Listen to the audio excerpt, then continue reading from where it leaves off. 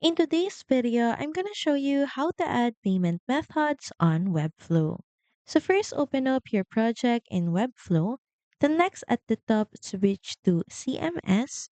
And here, look for the e-commerce panel and make sure that you toggle it on. So here to proceed, we're just going to click on Let's Do This. Then next is scroll until you see Add Payment Provider. So click on the link, then press Continue. So first, you will be prompted to set up your store if you still haven't.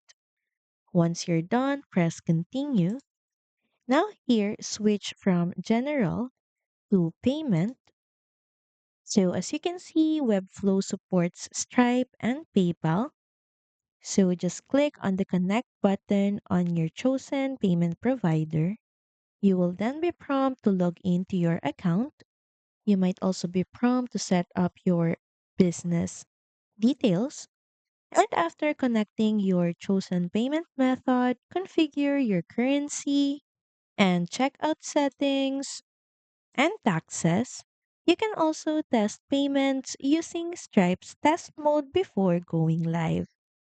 Once done, click on the Save button to save your changes.